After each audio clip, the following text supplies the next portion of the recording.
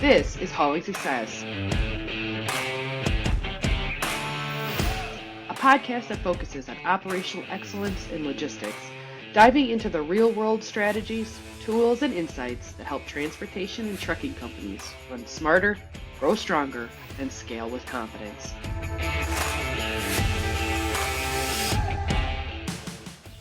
Welcome to Hauling Success. My name is Pam Polyak. I'm your host. Today we are powered by ELDs TMS, and we have the wonderful, the great, the world's strongest man in logistics, Mr. Robert Bain, joining us today. Bain is a 20-year veteran on the logistics space, specializing in operations, client relations and experience, and technology, that big scary word technology, and a little bit of AI we will touch on today. But the strongest man in logistics is joining us today. Thank you, Mr. Robert Bain, for joining my crazy podcast. It is an honor to be on it, and as one of your first guests. It's so cool. I appreciate that. It is actually. We the only other two people I've had are either related and one of my drivers, which I don't really count him either. He was more of like a test dummy. So you're like the official first guest. Number one with a bullet, baby. Let's go. Lord help us. Let's see. You either make or break this. You're going to either send this into viral mode or you're going to completely blow this to pieces. Which one do you think it's going to be? Either way, we're going to have a good time. I'll tell you that much. Exactly. All right. So a couple core questions, but obviously a little bit of technology. But I want to hear a little bit about you. What's your journey, right? How did you end up being the strongest man in logistics? Good drugs, obviously. I kid.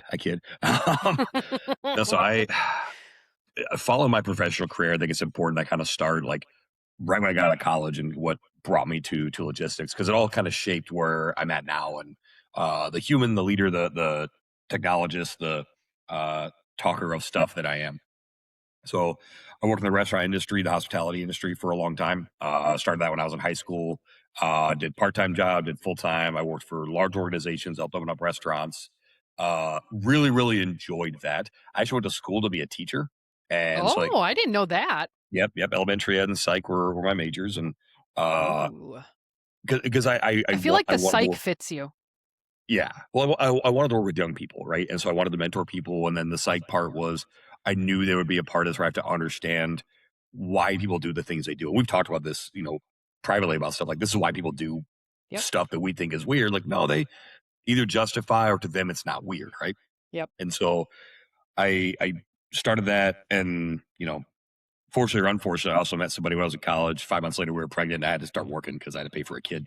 So went to work, and I opened up Buffalo Wild Wings, opened up Red Robins, and around the Midwest, around the country, and it's super fun experience. The downside to all that though was like I was up late all the time. You work in a restaurant, you work in a kitchen, you're going to be there till midnight, 1, 2 in the morning, and having a small child, trying to figure out relationship stuff. Like it's a lot of stuff that goes on. And so I started looking for an office job, and I started to work at a brokerage. That actually, I didn't know what a brokerage was. I didn't know what freight was. And you were one of those brokers.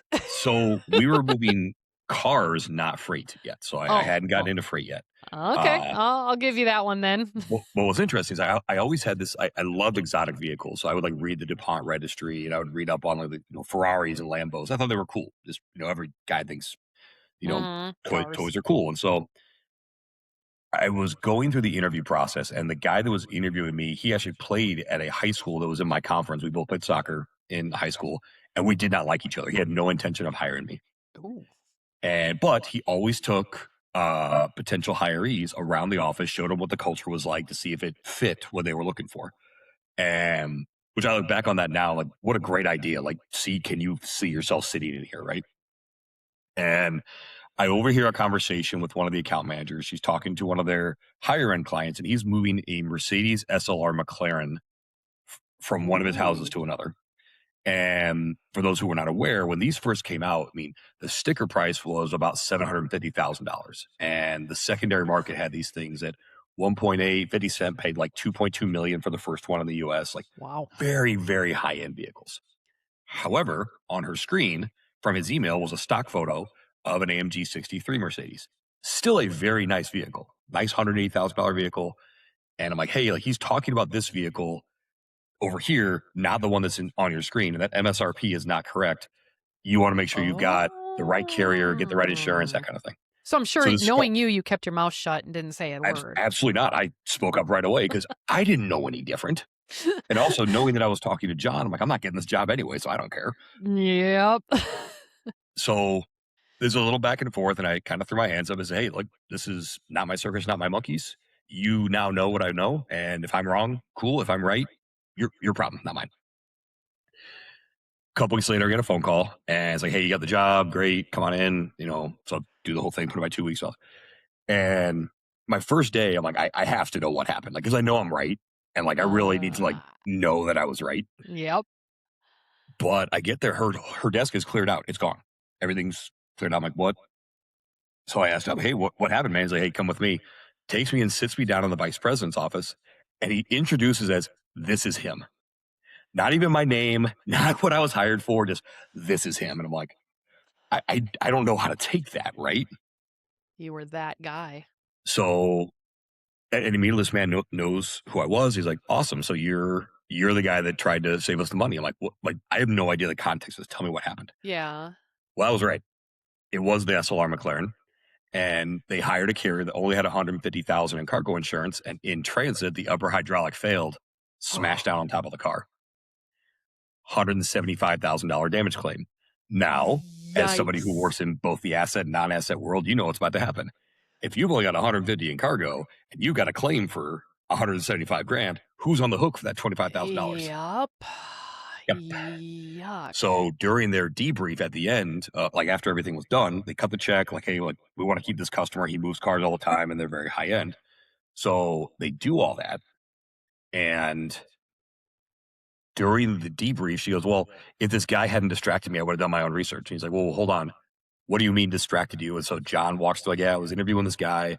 He knew he knew the vehicles, and like maybe we Yeah. should have listened to him." He goes, "Yeah, we should have. You're fired. Hire him." So he fires her on the spot. They hire me, and that is how I fell in logistics. Well, there you have it. Um, Wow. And yeah. now So you're on so the I technology end. yeah. So I started all that and then started this journey. The company got absorbed by CRST because we were in Cedar Rapids, Iowa.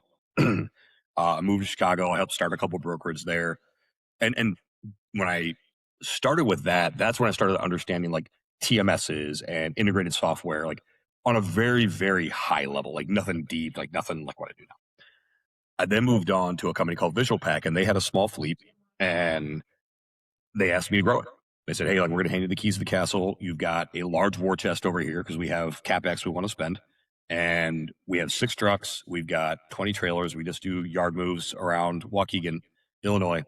We want to grow this thing." So by the time I was done, we had like 50 trucks, like 75 drivers, with some slip seating we were doing, about 200 trailers around the Midwest, like really cool operation. And I basically ran that by myself for about 3 years. And then I hired 2 office people who were awesome. They were incredible. And there's the 3 of us, just with the drivers, us against the world. Which is a little crazy because now that you bring it up, I used to do a ton of stuff with the visual pack probably about solid 15 years ago, I feel like. Which Yeah, so this would have been might have been right around that same time period, right? right after that. Yeah, so I started the Visual Pack in 2013 and left So that's there in right about 20. that same time Yep. period because I started working for dad in '07. Yeah. In '07. So yeah, so visual pack would have been in that first few And it's years. right in that corridor. So yeah, I mean Yeah. that I That'd ninety be four corridor crazy if was we found out that we worked together in a past life too. yeah. What a great Well, past life for thing. you, not me. I'm still in the Yeah, woods. you're I'm still here, just still here, but yeah, I mean, and you'll see it still on I-94 and 294. Like you'll see, VP Express is the name of the carrier, and so that was the carrier that I grew. nice. And it was awesome. It was a cool experience, like really, really great, and really my first foray into leading an organization and a division, and then leading leaders as well. And I got handed that when I was in my early 30s, and from there I got I mean, now recruited to you're go over only to like Uber Freight. 31 though, right? What's that? I said now you're only like 31 though, right? No, I see. I probably say my age. I know that's a different thing. Like, because most people, unless they know I'm a grandfather, don't believe that I'm 44.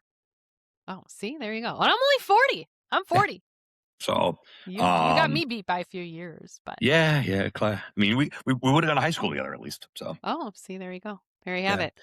All right, Yeah. So as long as we're aging ourselves, yeah. let's switch a little gears, right? What do you think has been some of the biggest technology changes in the last decade to The last impact small decade. trucking fleets, right? The focus is on Yep. small trucking fleets, not just necessarily the industry. We're not talking Yep. Modus right now. We're just No, talking I'm not gonna get all that. So, techno. especially with it being shut down the other day, I ain't touching all that. Yep. Nope. Don't touch it. We're not even going to go there. Hon Talking about honestly, I think small fleets from a technology standpoint. Last decade. What do you think? connected ELDs. There you go. And so expound on that, ELDs became mandated by law outside of the 100-mile air radius in 2017, December 12th, I believe it was. So we're right in that decade time frame, right? Yep. And what that led to was now you had this device inside the vehicle. Now that there weren't similar things before, but that could connect to basically anything, Yep. internal, external. And so you talk about how that was then really the push to get to these digital freight marketplaces, your Uber Freights, your Convoys. And speaking as an Uber alumni, like that's kind of where this is coming from. But it made sense that this was going to be a big thing because now you have a few different ways that you can find this capacity. And not to say that small fleets can only use brokerages, but you will need to fill your network on some Yeah. level. You run a small fleet, you know this. You have core customers, but you also fill in the gaps with some core brokerages. Yep. Correct? Yeah. Absolutely. And so the connected ELDs is one way that it created all this additional data. It created all this opportunity. It also created a lot of visibility to the blind spots. Yep.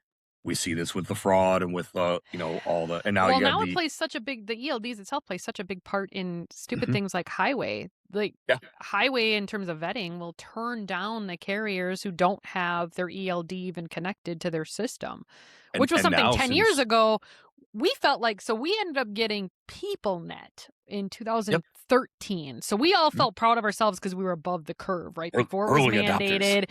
We're on the front line. We got Yep. this. And then obviously, I mean, truth be told, let's call a spade a spade. Obviously, PeopleNet's service it could not keep up with the demand once the law took Yeah. full effect. It just couldn't keep up with the demand. Technology was there. But now, even then, looking back at what the technology was doing 10 years ago, it's drastically different now. There's all these telematics on top of everything that's Mhm. just from the ELD and plugging it into the truck itself. Now you've got all this extra stuff. Yeah, I mean, it Stuff. is it is built out this entire connected ecosystem. Which your point, it has the front-facing cameras. If people choose the inward-facing cameras, I don't want that, but I don't want inward facing either.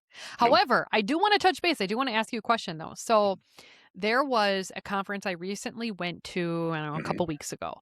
And there was a great lawyer who I love and respect dearly on stage talking about how it's not good enough that you have the telematics anymore.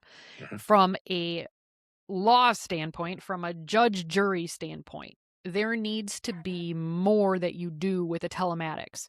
not just your standard training, your standard operation. You need to be time stamping when things happened, when they were coached, when they were taught, when they were done. And my head I believe I was wanted sitting in the audience for this. to explode. My head wanted to explode. Mhm. Like, I get the purpose of having all of it. And I understand that there is a true, like, your hard braking and your safety concerns and all those things done with the technology that's now 100% at your fingertips in terms of driving behavior. But the idea of changing training programs and safety programs by the driver based on their habits just made my head spin. And I have 30 trucks. I don't even have that many. I can't imagine being a safety manager of 50 or 100 guys and they have to turn around and say, "Hey, you've got the technology and you overlooked this one ping. Now you're in a judge and jury. Now you're getting in big trouble because as a safety manager, you overlooked that ping of it." And it was one of those mind-blowing type things where you're looking around going, "Okay, here's this technology and we like it and we have it.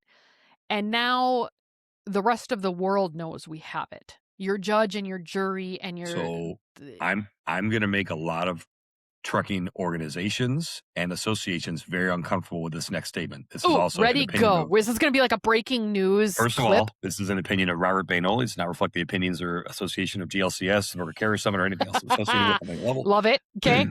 I feel like this is going to be good. The trucking industry did not do a good enough job of advocating for ourselves that we have technology, but we're still learning it. Yep. So that when we got to the courtroom, we would have a little bit of the benefit of the doubt. And what I mean by that is, let's go to a different industry that's very similar, the airline industry.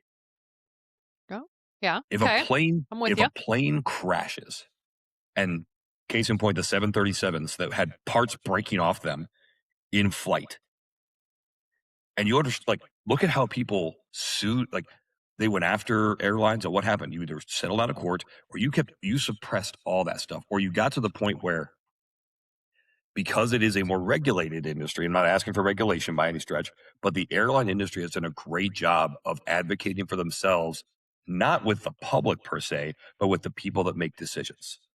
Yep.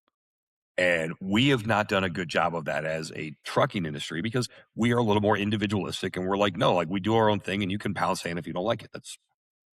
That is Yep. a bit of, and that is now to our detriment, because what you're going to get is you now have the stereotype of, you get to a courtroom, and and what happens, and this, again, this may be unpopular, but this is exactly how it plays out. This, I believe, well-known attorney that you and I both know, and I would think I was sitting in the audience for this, will latch onto this of, you took over this business from your father. What gave you the right to be able to do that? Oh, and he said, cool. So you're Yep. making decisions based on what? Based on your experience on the road? You have none. Fantastic.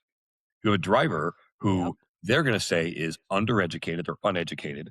They don't understand, there is the rough, tough truck driver type Yep. 100%. image, The blue collar, the blue the collar, no collar. non-suits. Yep. Yes.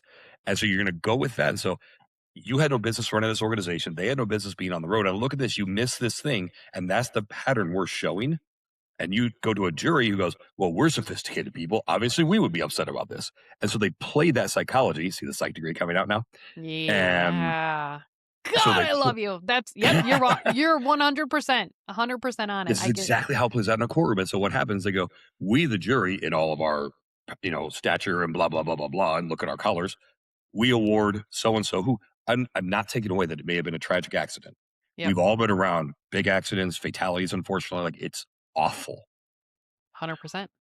But you're telling me that because you broke your leg, if you did it at work, you would get 75 grand, because I did it when I bumped into a truck, and because I don't have a forward-facing camera that shows that I bumped into, I get $75 million.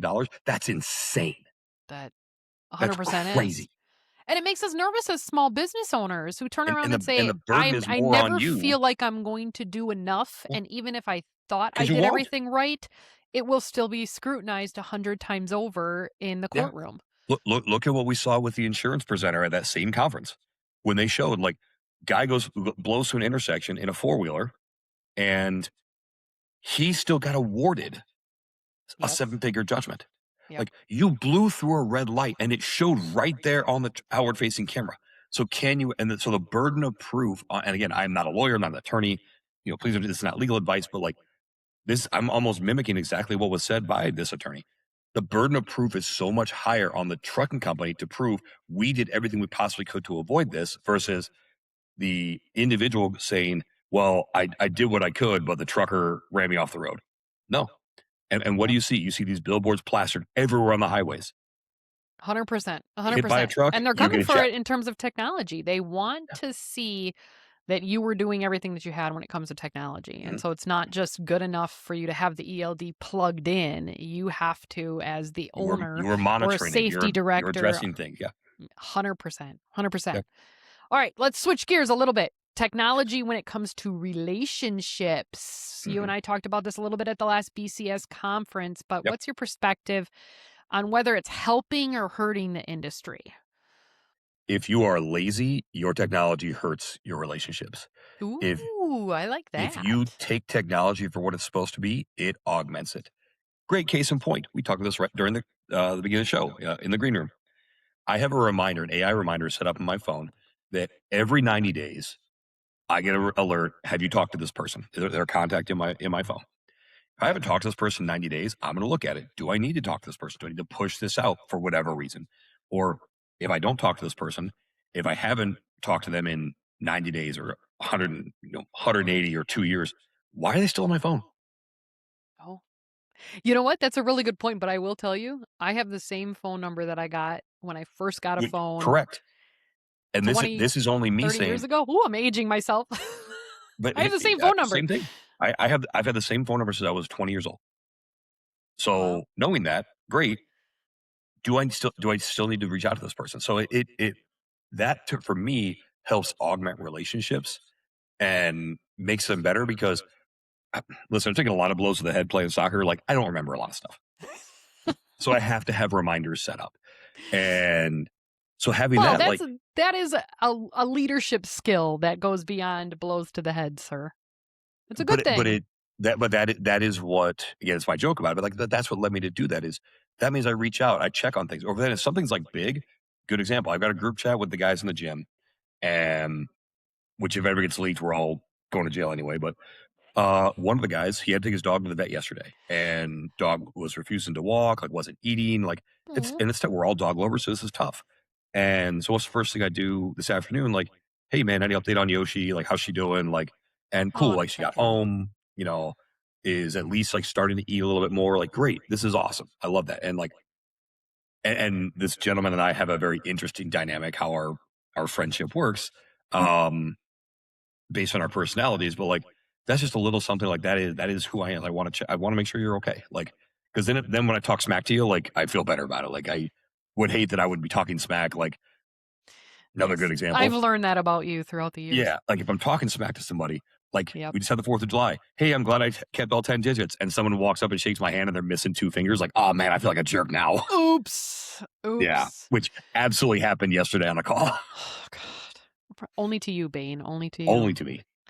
So, bottom line, technology can amplify relationships, but it should never, ever, ever replace them. No. And if you're letting it, you're lazy. Perfect. Ooh, I like that. I like that. All right. Next question. You've worked with companies across the industry. What separates fleets that successfully embrace technology versus ones that struggle to bring it into their company? So I will quote a very wise man that I listened to years ago: knoweth thyselfeth. Know it thyselfeth. Got it. Yeah. So Okay. know a couple things. Know what your business is. What is it you move? What is it you specialize in? What are the things you do? You should know your business, right? And when it comes to technology, know what your risk tolerance is. Do you want to be an organization that is like bleeding edge? Well, like Anheuser-Busch, they'll try anything once or Oh, yeah. 3 Well, times. that almost got almost bite them in the butt. What was that? Their campaign in Correct. 2020? Yep. Correct. But listen, like they're known for that. So awesome. Like that. So, or are you an organization on the other end of the spectrum that it has to be fully baked out? If I push the button, it doesn't work, I want my money back. Like know where you fall in that spectrum, Yep. and know where your team falls in that spectrum. And if there's a big gap, that's one of the first conversations you have when it comes to technology is, all right, we want to implement X. This is what we see as the barriers. And if you have leaders that are not bought into it, cool. Like what is your reservation? Like why? And that's not a bad question to ask.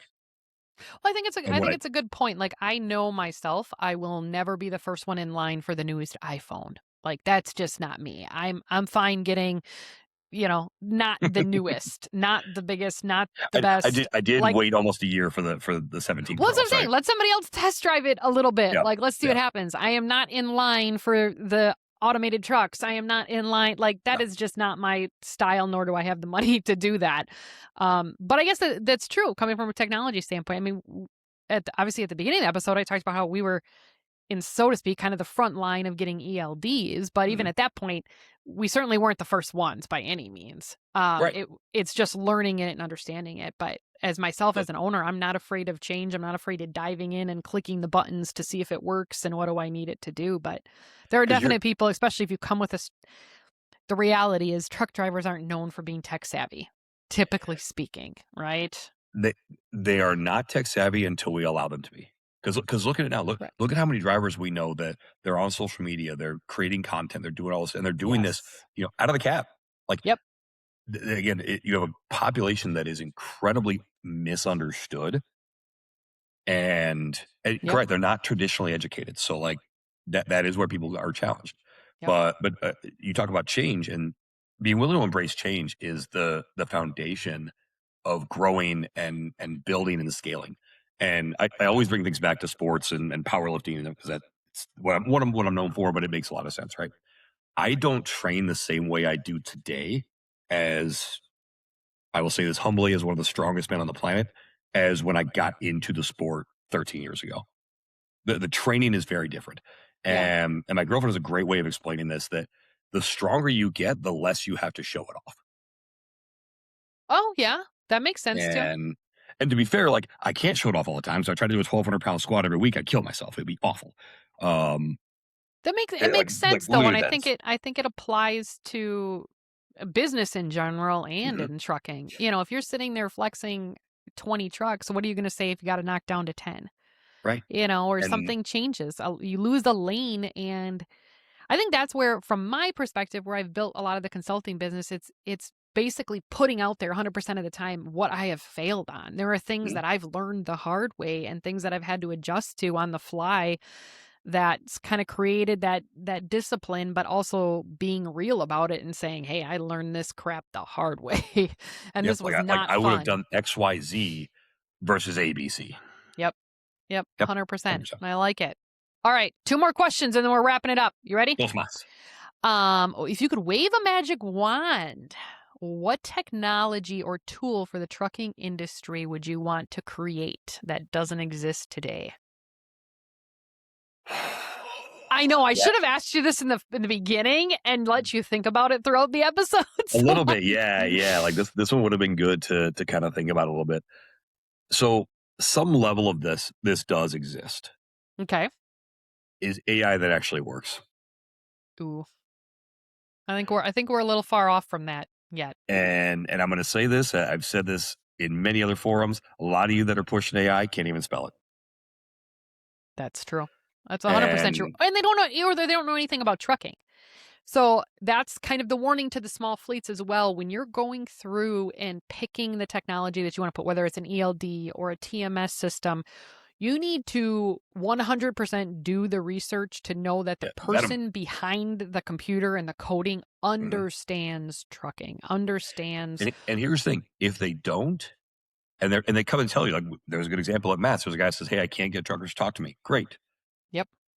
At some point, someone's going to like go to a Yep. truck stop. A trucker will talk to you. He's They good will. though. He is good though, because I He remember is. him. I talked to him. I've Mhm. met with him a few times now. He's willing to put in the work, but Right. you've got to And find the that's ones that are. correct. That is Yep. what you want to find. Like, what are the problems we're trying to solve? I've had a couple that I met at Broker Carrier Summit where very much they want to understand. They want to understand the industry. They want to know this stuff, and they're incredible tech talent. They just don't know the industry yet. So don't discount these people. Yep. It's the ones that come to you saying, "I see this $1 trillion TAM that's available, and I want to get VC Hmm. money and get into all." And their goal is to simply grow by raising and then sell off. Yep. If you want to grow by solving a problem and then find the right investors to help you take that to scale, that's someone that is a little more up the alley of what you should talk to. But again, do the research. Who is this person? What are they like? What is their backing? What is their motive? I mean, again, it's like call it is. They want to make some money. We all do. But what is their motive for wanting to solve some of these problems? That is, the research you have to do and get comfortable with it. And if you're not comfortable, don't pull the trigger on it. Yep. Well, that's great advice too, in understanding what you're buying into when you choose to purchase a product. I mean, Yeah. the automation and technology can certainly help your fleet, your operations, all of that, but you need to make sure that you're doing it with the right company and the right background and making sure. I mean, the government's even canceling ELDs every time they turn around. They're Yep. self-built and all these other things, and they're Hmm. saying nope, no good. Well, now you're completely out. And now Correct. you're not even running legally either. It's a huge concern, and buying into those systems that have been around for a while and understand trucking is Yeah. is a huge piece. All right, last one. Last one for the day, or for the day period. Looking ahead, what do you think is the biggest impact that trucking's going to see when it comes to technology? Oof. Uh, it's So there's a few things. AI is going to be part of it. It is. Yep. Yeah, it's already here on some level, but it's going to continue to grow and evolve. There's at this point there is too much invested into it for it to not continue. This isn't the Correct. blockchain of 5, 6 years ago. This is actual. There's meat on this. Yep. But what does it then play into? It's going to be AI in operations, AI in maintenance, and as much as we don't want to talk about it, autonomous vehicles they're here, Yep. and What they're going to be as capable an of in the next industry, 10 we have to years. figure out how are we going to advocate for, against, or how this is going to be regulated, right? Yep. Because what we are not ready for, I have said this, I will continue to say this as much as people want or don't want to hear it. We are not ready societally for when that truck rolls over and kills a family of 4. We're not. Correct. We don't have the legislation in place. We don't have the understanding in place. And we have to do that before. We cannot treat this because of this connected existence that we have now. If someone died in a factory in the 20s or earlier in the Industrial Revolution, you didn't hear about it for years. It sucked. Correct. It's awful. Yep. But today, I won't name any names because I don't want to put anyone on blast, but any of the autonomous vehicles that are out there, if it rolls over and kills a family of 4, it is on the news tonight across the country. Correct. And 100%. people are calling for folks' heads. It depends on a few things, like who, is it the manufacturer? Is it the engineer who built the algorithm? Yep. That The judgments go immediately. Yeah. And because ultimately what happened is this machine made a judgment based on an algorithm that said, it is better for me to hit this versus hit this. That's true. Because this might have killed 400 people. This killed 4. And we've made a determination that saving the 400 is great. But if you're, the mom and your husband and your kids are, and again, I don't want to make light of these things, but like, this is the reality. Like, no, that wasn't the right decision. Your Well, whole that's world is exactly it. shattered. You're messing with life or death when you're dealing with Right. trucking. And to your And point and about that's, even what that you brought up earlier is that we need to make sure, we as an industry need to make sure that those laws and rules and regs make sense as to who's going to be to blame. Otherwise, the lawyers are going to continue their free for all, which is what they're doing correct. right now. It's And a to be free for all. fair, like, Everybody can get sued. this, There's no yeah, cap on this stuff. And absolutely. So, especially with Montgomery versus Kareem. yep. Oh, 100%. 100%. And I think And that boils into all of this is what are we looking at? The technology's here and we Mhm. have to now self-regulate because the government's not really doing it for us and not doing it Yeah, I mean, well. the beautiful thing of this industry is it's been deregulated, so the barrier to entry is a lot lower. The terrible thing about this industry is it's deregulated, and so when you need someone to step in and say, "Hey, like, everybody cut it out," we can't. Yep, 100%. 100%. Well, thank you for joining us today, Thank you for Mr. having me. Bain. I greatly appreciate you being our very first guest. I feel like I should make you a plaque or something. I'll make you a We'll figure shirt. something out. I'll buy you a drink at the next event, right?